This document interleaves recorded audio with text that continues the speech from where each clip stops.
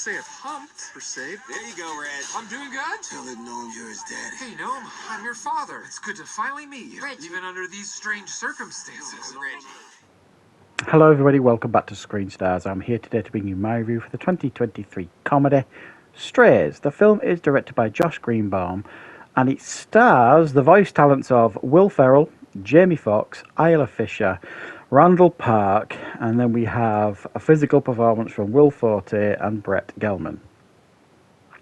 Right, the film follows Will Ferrell's Reggie, who is a little dog who has an owner that doesn't appreciate him. And that's an understatement.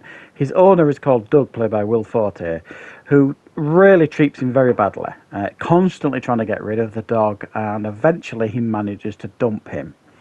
Reggie then runs into Jamie Foxx's Bug, Isla Fisher's Maggie, and Randall Park's Hunter, who all take him under their wing and show him the ropes on how to be a stray on the streets. Reggie then realizes what true friendship is and decides he's going to return home on a road trip to find Doug, essentially to send him the message that he wasn't a very good owner. And his new friends join him for the adventure.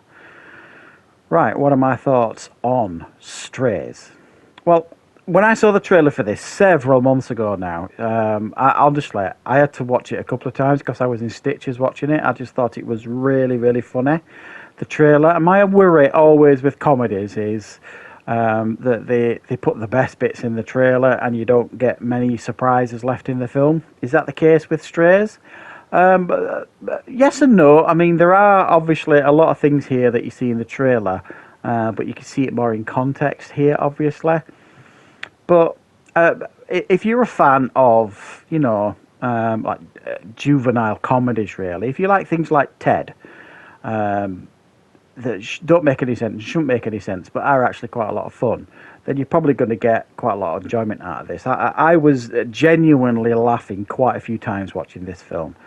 I do think there were many, many highlights and quite a lot of funny moments here. But it isn't all sunshine and rainbows here. There are moments in it where the novelty wears off, I suppose. That's what I want to try and say. It's almost like that film that came out, I can't even remember the name of it now, where there were them puppets that, you know, swearing and stuff like that. And, you know, the trailer for that one was popular. And then when the film came out, everyone was kind of like, well, that wasn't very funny.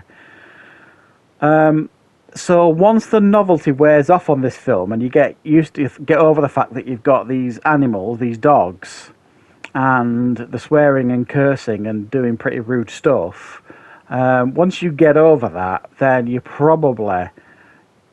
might not get over that next hurdle. You might just think like, oh, well, the novelty's worn off here and I'm not enjoying this film. And I think that's partially what's happened with a lot of people. And I had a moment like that in the film after about the first 20-25 minutes. I kind of like, oh, well, what else has this film got to offer?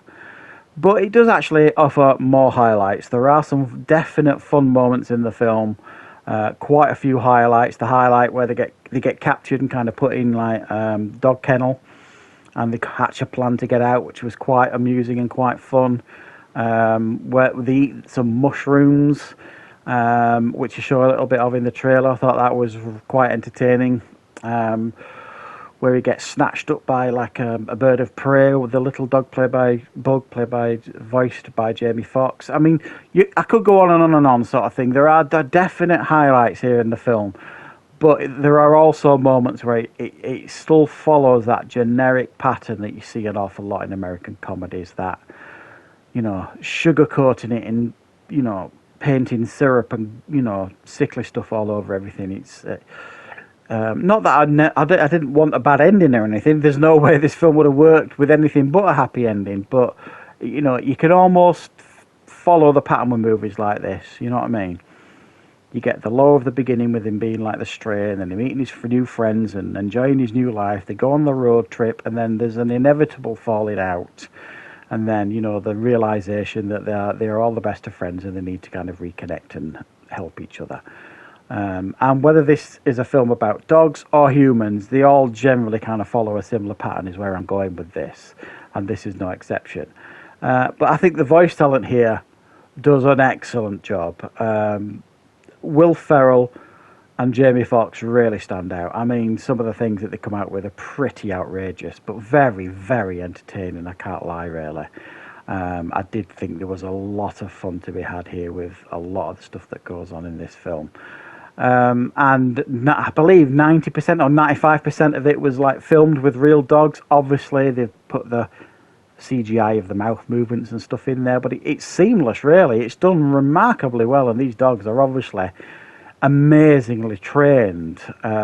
It's seamless how it works and how it transitions from like the dogs and the human characters and the interactions and stuff like that. And it is so weird and odd to see like a dog film like this with the swearing and the cursing and the adult themes and stuff like that, because normally dog films are all, especially road films with dogs, like A Dog's Purpose and things like that, which they actually make fun of here in this.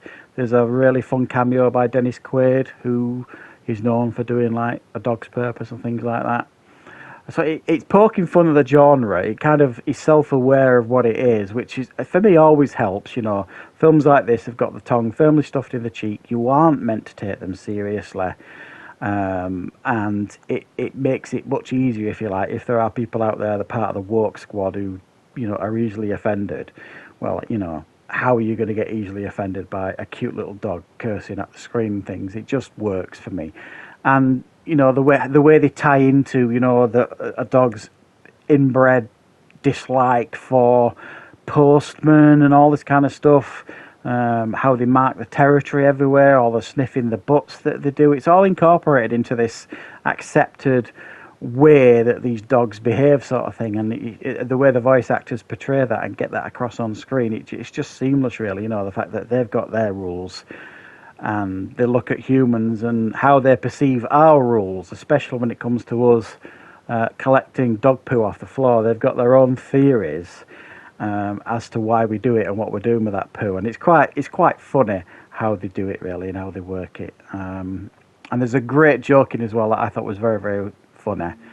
One of them does like a knock knock joke, and every time she says knock knock, they just start barking because she can't get past the knock knock because they just keep saying, well, someone's at the door, knock knock, and then they carry on barking, sort of thing. I just think it's funny how they kind of get all this into the film.